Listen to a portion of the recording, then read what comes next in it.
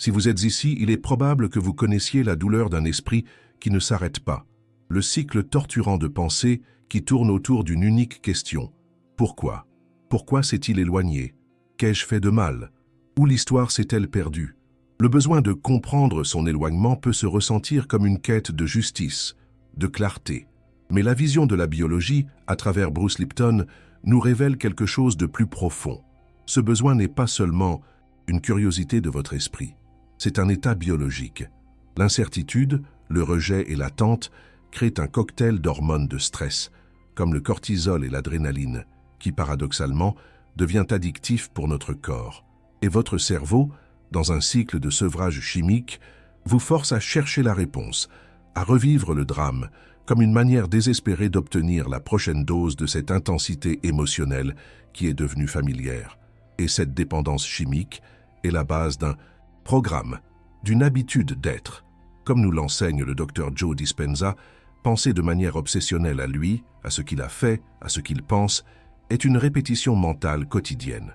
Vous pratiquez, à plusieurs reprises, d'être votre version rejetée. Chaque pensée de manque, chaque sentiment de confusion renforce les voies neurales de cette personnalité. C'est pourquoi le conseil de redevenir heureuse seule semble si vague et inaccessible. Ce n'est pas un conseil, c'est une commande neurologique. C'est un appel à consciemment briser l'habitude de ressentir les émotions familières d'abandon et à commencer le travail d'installer un nouveau programme, celui d'être votre moi, complet, autonome et qui trouve le bonheur à sa propre source. Et cela nous amène au paradoxe le plus libérateur de tous, le cœur de notre voyage d'aujourd'hui. Pourquoi la réponse que vous cherchez tant sur son éloignement n'arrive-t-elle que lorsque vous, finalement, cessez de la chercher?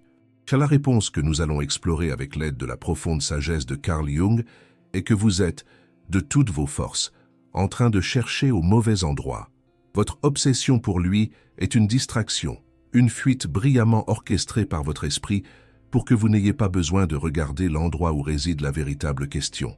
La question n'a jamais été à son sujet, et la réponse, par conséquent, n'est pas en lui. Elle est gardée dans un endroit bien plus profond de votre propre psyché, attendant patiemment que vous cessiez de regarder vers l'extérieur et finalement que vous vous tourniez vers l'intérieur. La première étape vers la guérison est de comprendre pourquoi le chemin que nous suivons ne fonctionne pas. Votre esprit, dans sa tentative de vous protéger, vous place dans une boucle de torture. C'est le tribunal mental qui fonctionne 24 heures sur 24, où vous êtes l'avocate de l'accusation, la juge et le jury. Vous repassez chaque conversation, analysez chaque message texte, créez des théories complexes et détaillées pour justifier son éloignement. Vous devenez une détective de sa vie, cherchant des indices, un faux pas, une seule pièce d'information qui fasse enfin que tout ait un sens. Et le résultat est toujours le même, un épuisement mental profond et la sensation terrifiante que vous perdez le contrôle de votre propre esprit. La sagesse de Carl Jung nous enseigne que cette quête frénétique de la logique est, en soi, le piège. L'intensité de votre besoin de le comprendre est directement proportionnelle à l'intensité de la projection que vous avez placée sur lui. Vous n'êtes pas en réalité en train d'essayer de comprendre l'homme réel, de chair et d'os. Vous essayez de récupérer désespérément une partie de vous-même que vous avez déposée en lui et qu'il a emportée. Cela peut être votre estime de soi, votre sentiment d'être précieuse, vos rêves d'un futur à deux, votre identité en tant que la femme qu'il aimait. Votre esprit vous trompe, vous faisant croire que si vous obtenez la réponse à son sujet, vous récupérerez ces parties de vous-même. Et ici, une révélation peut vous libérer de ce tribunal. La véritable question que votre âme pose, sous tout le bruit de votre esprit, n'est pas « pourquoi s'est-il éloigné ?» La question réelle, celle qui importe vraiment est « qu'est-ce que son éloignement a activé en moi ?» L'obsession du « pourquoi » de son côté est une distraction, sophistiquée, une ruse de votre esprit pour éviter que vous ne regardiez votre propre blessure originelle qui a été touchée. Cela peut être la blessure de l'abandon de l'enfance, la peur paralysante du silence, ou la croyance ancienne et douloureuse que vous n'êtes pas assez bien pour que quelqu'un veuille rester. Si ce changement de perspective, de le regarder à l'intérieur, vous a déjà apporté un soulagement ou une nouvelle clarté, je vous invite à vous abonner à la chaîne et à donner votre j'aime. C'est un geste qui nous aide à diffuser ce message de guérison à plus de personnes qui, comme nous, sont prêtes à cesser de chercher des réponses au mauvais endroit. L'invitation ici est à une redirection de votre investigation intérieure. Chaque fois que votre esprit entame la recherche obsessionnelle de lui avec des phrases comme « est-ce qu'il »,« pourquoi il ne », essayez, avec douceur mais avec fermeté, d'interrompre ce train de pensée. Respirez profondément et avec courage, tournez la lanterne de l'investigation vers l'intérieur. Posez-vous une nouvelle question à vous-même. Qu'est-ce que je ressens maintenant dans mon corps? Où est cette douleur? Est-ce dans la poitrine? Dans l'estomac? Et quelle est la première fois dans ma vie où je me souviens d'avoir ressenti exactement ça? Votre esprit veut investiguer son esprit. Votre âme vous invite à investiguer votre propre cœur. La métaphore pour cette dynamique est celle de la détective et de la scène de crime.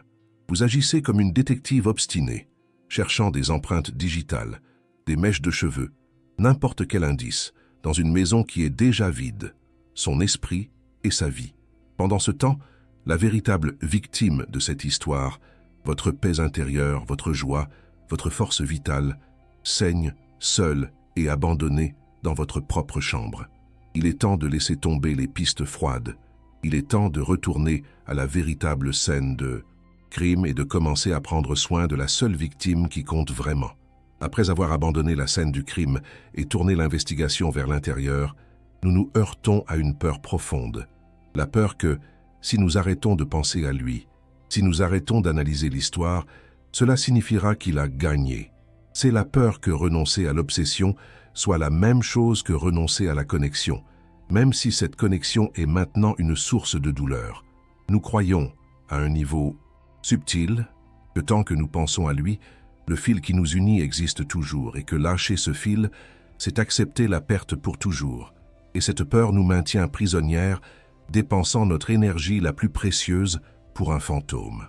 La psychologie de Carl Jung nous enseigne à voir notre attention comme une forme d'énergie psychique, ou libido, non pas dans le sens purement sexuel, mais comme toute notre force vitale créative. Imaginez que cette énergie est comme un fleuve puissant qui coule de l'intérieur de vous.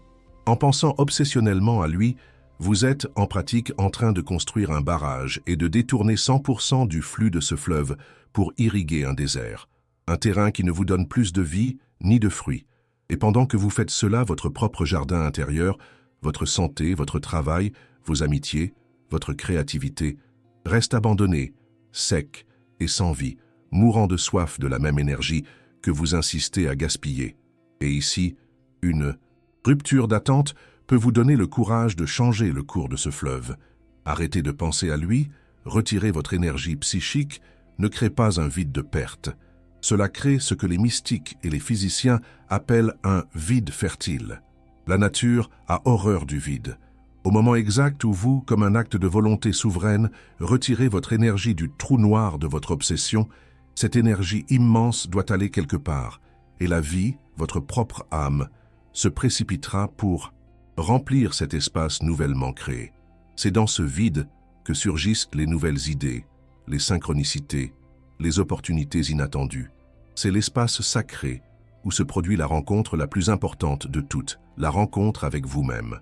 L'invitation ici est à un pacte amoureux avec vous-même, un jeûne analytique. Pour une période que vous déterminerez, peut-être 3 jours pour commencer, vous vous engagez à ne pas parler de lui, à ne pas regarder ses réseaux sociaux, à ne plus essayer de comprendre quoi que ce soit. Et toute la vaste quantité d'énergie mentale et émotionnelle qui serait dépensée dans cette analyse, vous la redirigez consciemment vers un de vos projets qui est à l'arrêt. Cela peut être quelque chose d'aussi simple que d'organiser un placard ou d'aussi profond que de commencer ce cours en ligne que vous avez reporté. Il ne s'agit pas de supprimer l'énergie obsessionnelle, mais de la transmuter. Vous la transformez d'une énergie d'analyse mentale en une énergie de création dans le monde réel. La métaphore émotionnelle la plus puissante pour cet acte est celle de la prise dans le mur. Imaginez que votre énergie vitale, votre lumière, est une lampe magnifique. Pendant longtemps, elle a été branchée sur sa prise. Peut-être que cette prise a déjà donné beaucoup de lumière, mais maintenant le courant a été coupé. La prise est morte, et vous restez dans le noir, avec la fiche à la main, refusant de débrancher, dans l'espoir que l'énergie revienne. Redevenir heureuse seule est l'acte de, avec courage et amour-propre, Retirez la fiche de cette prise morte, se retourner et la brancher sur votre propre prise, une source d'énergie qui ne vous abandonne jamais, et la lumière brillante et surprenante qui s'allumera dans votre vie, quand vous ferez cela, vous montrera finalement que vous n'avez jamais eu besoin de son électricité pour illuminer votre propre chambre. Après avoir courageusement retiré la fiche de sa prise et l'avoir branchée sur vous-même, vous pouvez vous retrouver face à un silence effrayant. La lumière ne s'allume pas immédiatement. C'est la douleur de l'anédonie, l'incapacité de ressentir de la joie. C'est la sensation que le monde a perdu sa couleur, que les activités qui vous donnaient autrefois du plaisir semblent maintenant vides et sans sens, que votre plat préféré n'a plus de saveur. C'est un état biochimique réel. Votre corps, accro au cocktail de stress et de drame, a désappris à traiter les chimies plus subtiles de la joie et du contentement. Votre paysage intérieur est devenu un désert et vous vous demandez si quelque chose y fleurira à nouveau. L'erreur invisible qui nous maintient dans ce désert est d'attendre que la volonté d'être heureuse revienne seule. Nous croyons que le bonheur est comme le soleil, qu'il va simplement apparaître à l'horizon quand la tempête sera passée. Mais, après un traumatisme émotionnel, le bonheur n'est pas un sentiment passif qui revient. C'est un muscle qui doit être activement exercé jusqu'à ce qu'il retrouve sa force. Attendre la volonté d'être heureuse, c'est comme un naufragé qui attend d'avoir envie de nager pour commencer à bouger. L'action doit venir en premier, le sentiment viendra après. La neuroscience nous donne la carte pour cette reconstruction à travers le concept de neuroplasticité. Si, pendant longtemps, vous avez associé la sensation de plaisir, de joie et de sécurité à sa présence, votre cerveau, de manière efficace, a créé une autoroute neuronale qui menait à cette unique source. Toutes les autres sources de joie que vous aviez, vos amis, vos passe-temps, la nature, l'art, sont devenus des chemins de terre, abandonnés, couverts de mauvaises herbes. Le travail maintenant n'est pas d'attendre qu'une nouvelle route apparaisse magiquement. Le travail est de, consciemment, commencer à parcourir à nouveau ces anciennes routes, une machette à la main, dégageant le chemin, un pas à la fois, pour réactiver et reconstruire ces circuits de bonheur autonomes. Si l'idée que vous avez le pouvoir de, littéralement, reconstruire vos propres chemins vers la joie vous donne de l'espoir, si cette science vous renforce, envisagez d'activer la cloche de notification. Ainsi, vous ne manquerez aucune étape de ce voyage de reconstruction et nous continuerons à nous renforcer ensemble. L'invitation ici n'est pas de forcer le bonheur, ce qui serait une autre violence contre vous-même. L'invitation est à la création d'un menu de micro-plaisirs. Créez une liste la plus longue possible de plaisirs très petits et qui ne dépendent que de vous. Cela peut être de sentir l'odeur du café frais, d'écouter une chanson spécifique qui vous donne la chair de poule, de sentir le soleil sur votre visage pendant 1 minute, d'appliquer une crème avec attention sur vos mains, de lire un seul paragraphe d'un livre que vous aimez. Engagez-vous à pratiquer 3 de ces micro-plaisirs tous les jours. L'intention n'est pas de ressentir une joie immense. L'intention est simplement de pratiquer l'acte de me donner du plaisir. C'est d'envoyer un nouveau message, un nouveau signal à votre cerveau, à plusieurs reprises. Je suis une source de plaisir et de soin pour moi-même. La métaphore pour ce processus est celle du puits d'eau. Imaginez que votre bonheur autonome est un vieux puits dans votre jardin. Pendant longtemps, vous avez préféré boire l'eau qui venait du robinet de la maison du voisin. C'était plus facile. Maintenant que son robinet s'est tari pour vous, vous vous tournez vers votre propre puits et vous voyez que l'eau est stagnante, trouble, pleine de feuilles et de boue. Vous avez soif, mais vous hésitez. Le travail consiste à commencer à puiser l'eau, seau par seau. Au début, l'eau viendra sale. C'est frustrant, mais vous persistez. Vous continuez à puiser, seau après seau. Et soudain, l'eau fraîche, pure et limpide de votre propre source souterraine commence à jaillir, plus abondante et plus savoureuse que n'importe quelle eau venue d'un robinet extérieur. Après avoir redirigé notre énergie et commencé à arroser notre jardin intérieur avec des micro-plaisirs, nous entrons dans la phase la plus délicate du processus, celle de l'attente. La douleur qui nous hante ici est celle de l'impatience. C'est cette voix qui chuchote. Je me concentre sur moi, je fais le travail, mais je n'ai toujours pas compris pourquoi il a fait ça. C'est la tentation d'abandonner la nouvelle paix, qui est encore fragile, et de retourner au cycle addictif de l'analyse, en croyant que peut-être, si vous y réfléchissez juste un peu plus, la réponse logique finira par apparaître.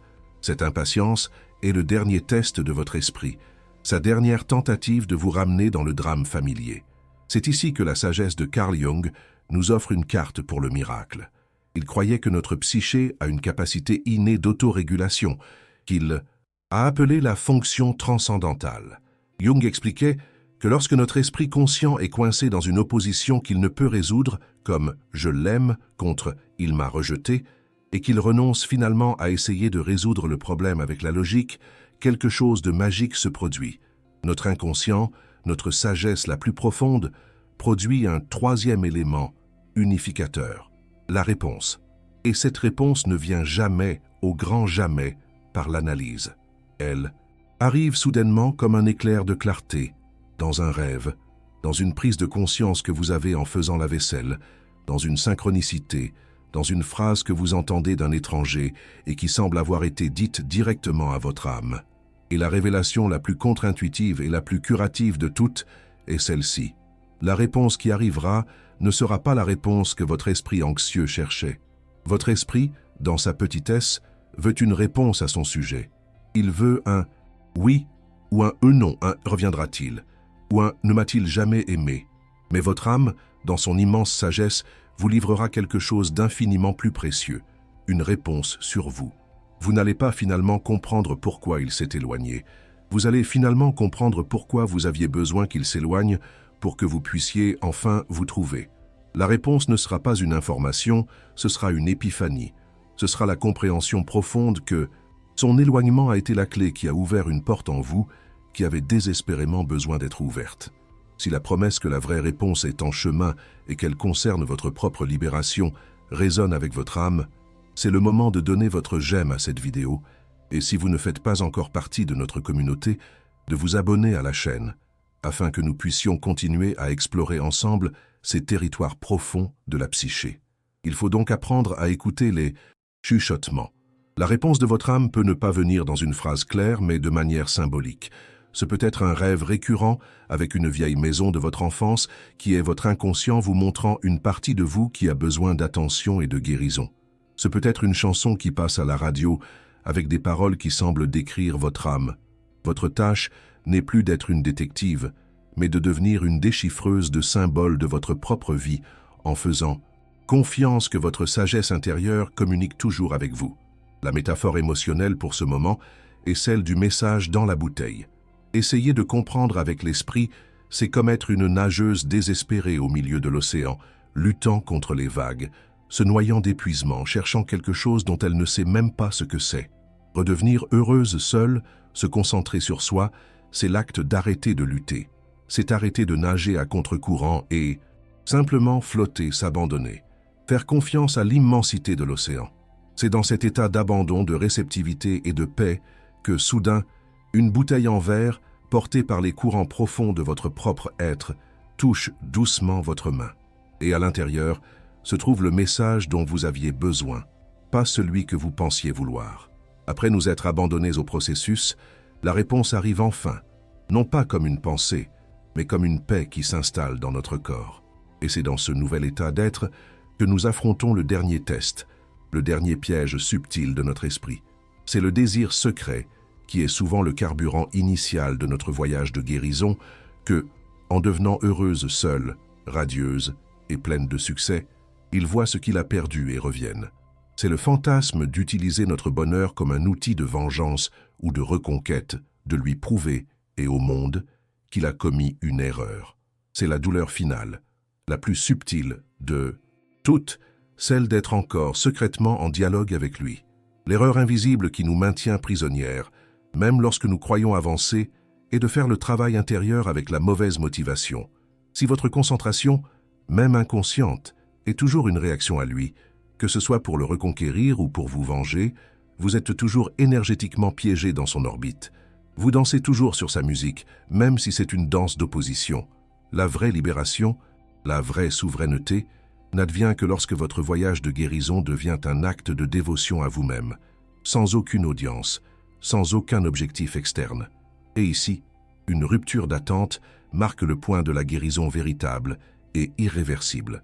Le grand tournant se produit au moment où votre bonheur, votre paix, votre plénitude deviennent si réels et autosuffisants que l'idée de son retour devient complètement neutre, voire même indésirable. C'est quand vous réalisez, dans vos cellules, que son éloignement n'a pas été une perte, mais une libération. C'était le retrait d'un obstacle, d'une distraction sur votre chemin de retour vers vous-même.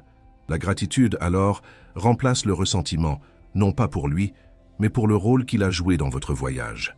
La conséquence pratique de cette guérison est que l'ancienne question « Pourquoi s'est-il éloigné ?», qui était autrefois une source de torture, perd complètement son poids. La réponse devient évidente, simple et sereine. Il s'est éloigné parce que son rôle dans votre histoire était terminé. Il n'était pas destiné à continuer le voyage avec vous.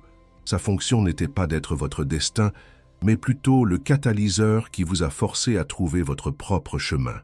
La question se dissout, non pas parce qu'elle a été répondue, mais parce qu'elle est devenue non pertinente.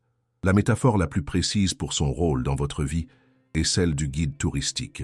Imaginez que votre âme l'a engagé pour une mission très spécifique. Vous amenez à l'entrée d'une ville ancienne, magnifique et oubliée. Votre propre être. Le voyage avec lui a peut-être été plein d'aventures et de beaux moments. Mais, en arrivant aux immenses portes de la ville, son travail était terminé. Il a dit au revoir et est parti. Votre douleur initiale était de vouloir que le guide entre dans la ville avec vous, sans réaliser que la ville entière était à vous pour l'explorer. La vraie réconciliation, le bonheur, se produit au moment où vous arrêtez de regarder la route par laquelle il est parti. Vous vous retournez, respirez profondément et faites le premier pas dans les rues de votre propre ville magnifique. Et ainsi, nous arrivons au cœur de la guérison, à l'endroit où la question qui nous emprisonnait se dissout enfin. La vision finale de Carl Jung nous révèle que la réponse n'a jamais été sur l'autre. Son éloignement, avec toute la douleur et la confusion qu'il a causée, a été l'événement catalyseur que votre âme a utilisé pour vous forcer à faire le voyage le plus crucial de tous, le voyage de l'individuation. C'était une invitation sévère mais nécessaire pour que vous retiriez vos projections, pour que vous intégriez votre ombre la plus redoutée, la peur de l'abandon, et pour que vous trouviez votre centre de gravité non pas dans un partenaire, mais dans votre propre et inébranlable soi. Sa perte a été ce qui vous a permis, finalement, de vous trouver. Ce voyage pour se trouver est en pratique un changement conscient d'état, comme nous l'enseignerait la sagesse de Neville Goddard. Vous, à travers votre travail intérieur, cessez d'habiter l'état d'être la femme qui a été laissée, avec ses émotions et ses pensées récurrentes.